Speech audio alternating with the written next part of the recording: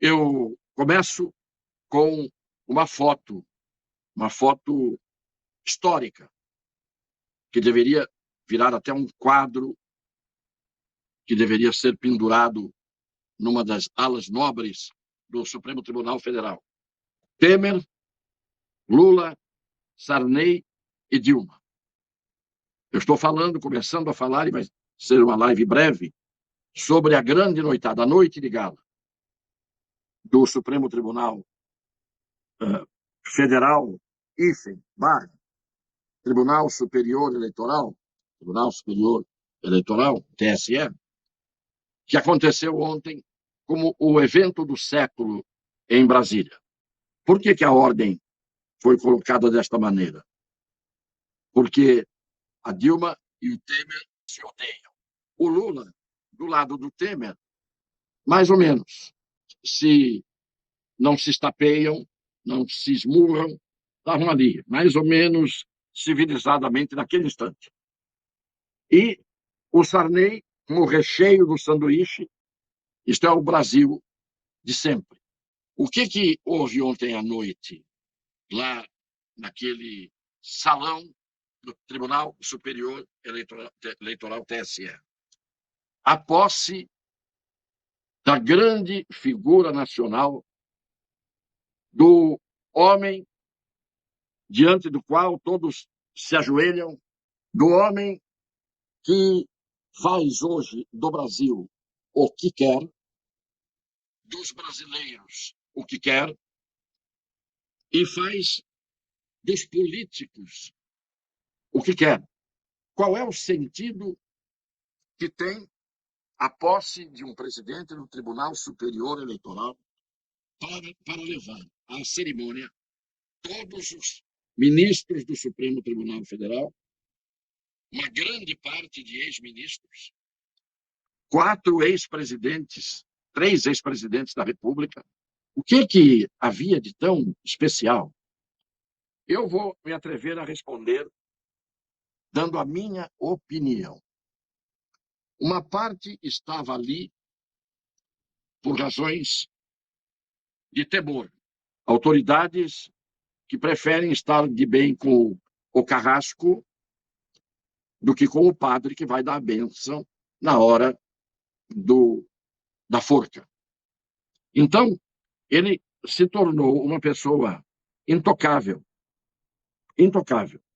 Como ninguém reagiu contra o que ele fez, porque, na verdade, o que ele fez é algo que está em concerto, está em harmonia com a vontade dos seus companheiros, dos seus pares.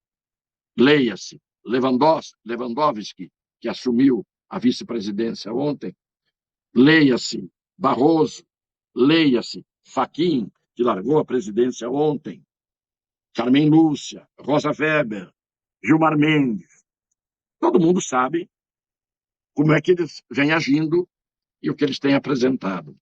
Eles transformaram o Brasil num circo político, num picadeiro político, onde entra todo mundo, do legislativo, do executivo, do judiciário, entra todo mundo, sob o comando do mestre de cerimônias, que, como era antigamente nos circos, respeitável público. Este público que hoje não é respeitado, pelo menos as pessoas de boa fé, as pessoas que se dão ao respeito, as pessoas que respeitam a lei, a Constituição e exigem isso dos servidores que vão para a justiça atuar como juízes, ainda mais de uma corte superior. Ontem foi uma festa de arromba, uma festa política, uma festa de parceiros ideológicos, numa grande parte dos presentes, e uma festa que era feita para gratificar o personagem, o protagonista que vem ocupando as manchetes, o noticiário de modo geral, pelos abusos que comete contra a Constituição e as leis. Eu, se fosse o presidente Bolsonaro, não compareceria. não compareceria. Mas eu estou falando não como político, eu estou falando como um ser humano que não vai a locais onde será, ser humano que será ou hostilizado, ou será direta ou indiretamente censurado por suas atitudes. Mas é isto, eu não iria. Agora, como presidente da República, como um homem da política, o presidente foi sabendo que iria passar pelos momentos pelos quais passou e até que se saiu de forma razoável pela coerência. Porque no momento em que o senhor Alexandre de Moraes falava para uma plateia disposta a aplaudir o herói da República, ali os aplausos eram um extravasamento de uma plateia armada, um espírito armado, para fazer aquilo que foi feito. Os aplausos que, neste momento de bajulação e nesses momentos de interesse ideológico, nesses momentos de pós-verdade, nesses momentos em que o ativismo judicial, o protagonismo judicial tomaram o espaço da política, ou, ao contrário, multiplicam a política nos seus espaços onde a política não devia entrar. Então vejam o Alexandre de Moraes num trecho do seu discurso e os aplausos que se sucedem. Somos a única democracia do mundo que apura e divulga os resultados eleitorais no mesmo dia, com agilidade, segurança, competência e transparência. Isso é motivo de orgulho nacional.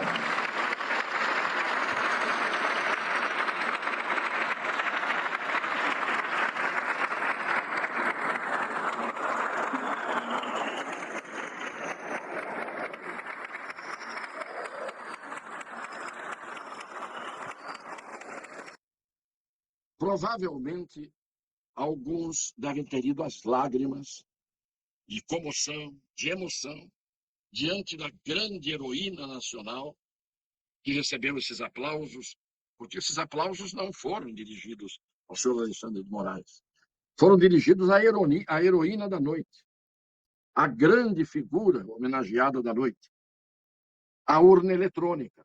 Essa história desta elegia, destas odes, desta consagração da urna eletrônica ontem, a mim não me importa se o presidente Bolsonaro ficou contrariado e se saiu civilizadamente bem, não passando o recibo. Embora ele, nisto, mais uma vez, mostra coerência. Todo mundo batendo palma, bastante aplauso, e ele, pelo menos, por coerência, não aplaudiu a urna eletrônica, porque seria o cúmulo da hipocrisia, o cúmulo da covardia, que não me parece que seja uma característica, aliás, não parece a ninguém que seja uma característica do presidente. Então, ele foi coerente, absolutamente coerente, não aplaudiu. No meio de toda aquela bajulação, daquele salamaleque todo, ele, pelo menos, ali, se comportou de acordo com aquilo que ele pensa, e de tal forma que, quando todo mundo disse que ele ficou isolado de todo mundo, como todo mundo estando contra ele, pelo menos ele estava isolado de todo mundo para não se misturar a todo mundo com quem ele não aceita se misturar. Quando terminou tudo, a gente viu uma coisa interessante.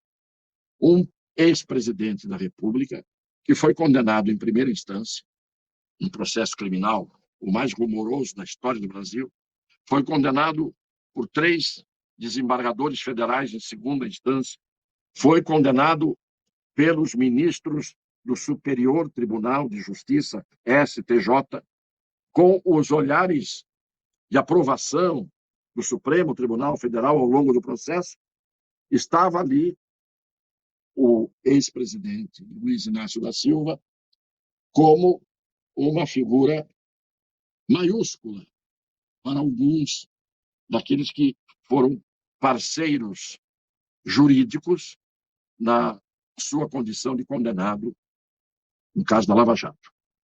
E não é de se estranhar, ele entrou beijando ministros que estavam aposentados já, com maior intimidade, e depois, na hora dos cumprimentos, cumprimentou o Alexandre de Moraes com uma certa, eu não diria intimidade, mas sem formalidade.